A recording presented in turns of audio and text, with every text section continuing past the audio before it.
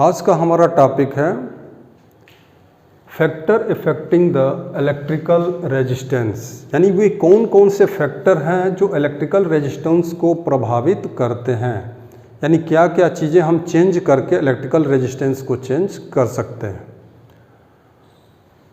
तो simple formula आप जानते हैं कि ज्योमेट्रिकल बेसिस पर इलेक्ट्रिकल रेजिस्टेंस जो होता है, इलेक्ट्रिकल रेजिस्टेंस ज्योमेट्रिकल बेसिस पर आर की जो वैल्यू होती है रो एल बाई ए होता है। एल लेंथ, ए क्रॉस सेक्शनल एरिया और रो स्पेसिफिक रेजिस्टेंस या रेजिस्टिविटी ऑफ द मटेरियल, उस मटेरियल पर डिपेंड करता है रो की वैल्यू। तो यहाँ पर सबसे पहले देखा जाए इफेक्ट ऑफ कटिंग।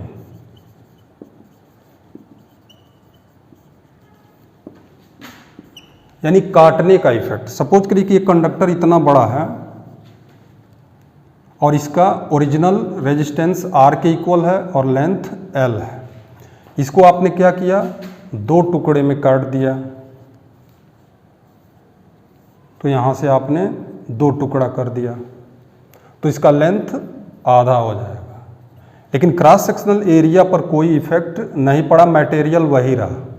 तो लेंथ के आधा हो जाने से यहाँ पर रेजिस्टेंस जो होता है डायरेक्टली प्रोपोर्शनल होता है लेंथ के। तो लेंथ आधा कर देंगे तो आधा रेजिस्टेंस हो जाएगा, डबल कर देंगे तो 2 टाइम्स इंक्रीज कर जाएगा। तो डायरेक्टली प्रोपोर्शनल है यहाँ पर। तो इसका मतलब हुआ कि अगर आप n टुकड़े में डिवाइड कर देते हैं तो उसका रेजिस्टेंस n टाइम्स डिक्रीज कर जाएगा। If we divide the conductor in n equal parts, अगर n इक्वल पार्ट्स में डिवाइड कर देते हैं तो न्यू रेजिस्टेंस जो होगा, new resistance of each part becomes 1/n times, यानी 1/n टाइम्स। तो नया जो रेजिस्टेंस R डैश होगा 1/n पुराने वाले रेजिस्टेंस के इक्वल हो जाएगा। यानी कि अगर 3 पार्ट करते हैं तो 3 से डिवाइड हो जाएगा। जैसे एग्जांपल के रूप में लें, अगर सपोज करिए यहाँ पर 100 ओम का एक रेजिस्टेंस है, इसको आपने क्या किया, 2 पार्ट में बांट दिया तो ये 50 और 50 ओम का हो जाएगा। अगर 4 पार्ट में डिवाइड कर देते हैं 1 2 3 4, तो 4 पार्ट में अगर डिवाइड कर देंगे तो हर एक पार्ट जो होगा 100/4 यानी 25 ओम का सब हो जाएगा। तो ये भी 25, ये भी 25, ये भी 25 का। तो जितने पार्ट में डिवाइड कर देंगे रेजिस्टेंस उतना ही गुना डिक्रीज कर जाएगा और जितना ही बढ़ा देंगे उतना ही टाइम्स इंक्रीज कर जाएगा। तो ये है लेंथ का इफेक्ट और काटने का। दूसरा इफेक्ट देखते हैं क्रॉस सेक्शनल एरिया का।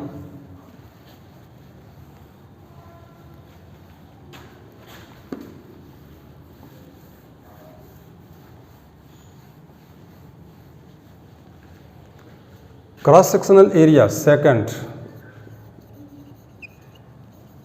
Cross sectional area.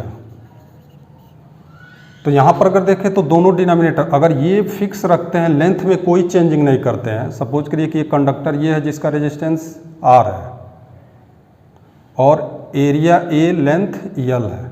अब एरिया आपने डबल कर दिया, 2 टाइम्स कर दिया, लेंथ वही रहा, मटेरियल वही रहा। तो अब इसका जो नया रेजिस्टेंस होगा वह एरिया डबल हो गया तो मोटे वायर का रेजिस्टेंस आधा हो जाएगा। तो एरिया डबल करने पर आधा, ट्रिपल कर देते हैं 3A तो और मोटा हो जाएगा, लेंथ उतना ही रखते हैं तो रेजिस्टेंस R/3 टाइम्स डिक्रीज कर जाएगा। तो इस तरह से जैसे जैसे मोटा होता जाएगा रेजिस्टेंस डिक्रीज करता जाएगा। तो मोटे वायर का रेजिस्टेंस कम, पतले वायर का रेजिस्टेंस ज़्यादा होता है। यानी सिंपली हम ये कह सकते हैं इस फार्मूले में अगर देखें तो रेजिस्टेंस और एरिया दोनों इन्वर्सली प्रोपोर्शनल है। It means R is inversely proportional to A। अगर इसको आप से दो रेजिस्टेंस से कंबाइंड करें तो जब हम R1/R2 का रेशियो लेंगे तो ये रेसिप्रोकल है, तो A2/A1 हो जाएगा। तो इस फार्मूले में आपको 3 क्वांटिटी दिया रहेगा, फोर्थ आप कैलकुलेट कर सकते हैं। तो हम कह सकते हैं कि resistance R is inversely proportional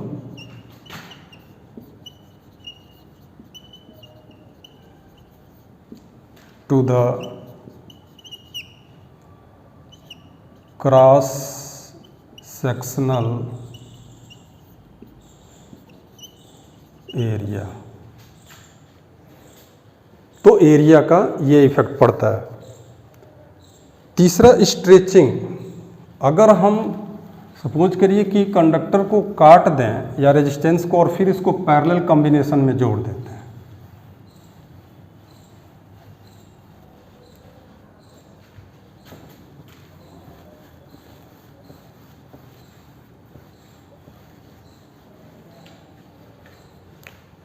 third,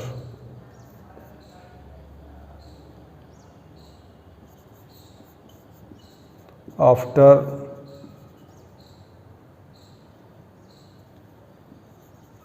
cutting it connect in parallel combination।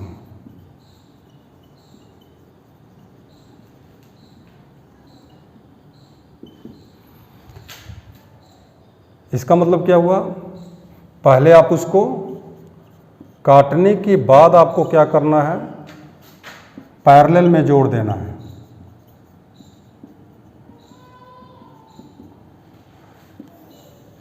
जैसे सपोज करिए कि एक लंबा सा रेजिस्टेंस है, इसका रेजिस्टेंस R के इक्वल है, इसको आपने दो पार्ट में काट दिया, तो इक्वल पार्ट में, तो दो इक्वल पार्ट में काटने पर इसका रेजिस्टेंस R/2 हो जाएगा, इसका भी R/2 हो जाएगा, और तब इसको ला करके पैरेलल कनेक्ट कर देते हैं। तो पैरेलल कॉम्बिनेशन में इस तरह से आप जोड़ेंगे तो ये भी R/2, ये भी R/2 हो जाएगा। तब नेट इक्विवेलेंट रेजिस्टेंस कितना हो जाएगा, तो इसको अगर आप सिंप्लीफाई करें तो R/2 और R/2 है, तो सिंपली क्या करते हैं पैरेलल कॉम्बिनेशन में, दोनों को मल्टीप्लाई कर दीजिए और दोनों को ऐड कर दीजिए। तो जब सिंप्लीफाई करेंगे तो R/4 आ जाएगा। तो पहला जो रेजिस्टेंस था ओरिजिनल वाला वो R ओम का था, अब आधा करने के बाद पैरेलल कॉम्बिनेशन में जोड़ा गया तो 1/4 टाइम्स डिक्रीज कर गया, तो R/4 हो गया। तो दो पार्ट में काट कर पैरेलल जोड़े तो 4 टाइम्स हो गया, डिक्रीज कर गया। इसी तरीके से अगर आप एक रेजिस्टेंस आप लें और उसको 3 पार्ट में डिवाइड कर दें, एक रेजिस्टेंस ले करके और उसको 3 पार्ट में डिवाइड करिए इक्वली, तो ये अगर R है तो ये R/3 हो जाएगा, ये R/3 हो जाएगा, ये R/3, और फिर तीनों को पैरेलल आप जोड़ दीजिए। तो फाइनली जो रेजिस्टेंस मिलेगा आप देखेंगे तो R/9 हो चुका होगा। तो इस तरीके से रिजल्ट ये मिल रहा है कि अगर आप रेजिस्टेंस को अगर n इक्वल पार्ट में डिवाइड कर देते हैं, एक रेजिस्टेंस को n इक्वल पार्ट में डिवाइड करके पैरेलल अगर आप कंबाइन कर देते हैं तो रेजिस्टेंस ओरिजिनल रेजिस्टेंस का 1/n² टाइम्स डिक्रीज कर जाएगा। इट मीन्स कि अगर आप n इक्वल पार्ट में डिवाइड करते हैं and then connect it into parallel combination, तो अगर n इक्वल पार्ट में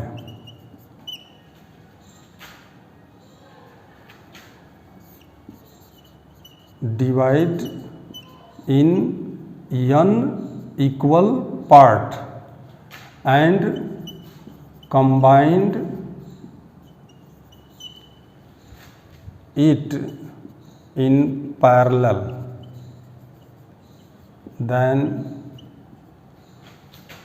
net resistance becomes 1/n² times, यानी नया वाला जो रेजिस्टेंस R डैश होगा 1/n² टाइम हो जाएगा ओरिजिनल रेजिस्टेंस का। जैसे कि एग्जांपल देखिए कि एक रेजिस्टेंस सपोज करिए यहाँ पर 150 ओम का है और इसको आप क्या करते हैं 3 इक्वल पार्ट में डिवाइड कर देते हैं, या सपोज करिए 160 ओम का लेते हैं और इसको 4 इक्वल पार्ट में डिवाइड कर देते हैं और तब इसको पैरेलल कॉम्बिनेशन में जोड़ देते हैं। तो अगर 160 ओम का है और 4 इक्वल पार्ट में आप डिवाइड करके पैरेलल जोड़ देते हैं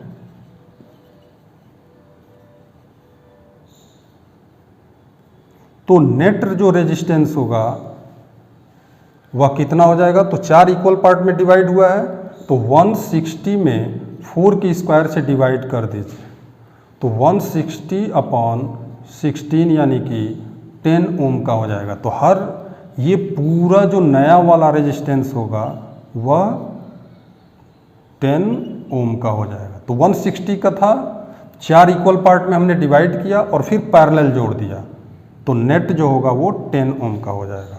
तो ये फाइनली फार्मूला होता है अगर हम इक्वल पार्ट में डिवाइड करके और फिर पैरेलल जोड़ दें।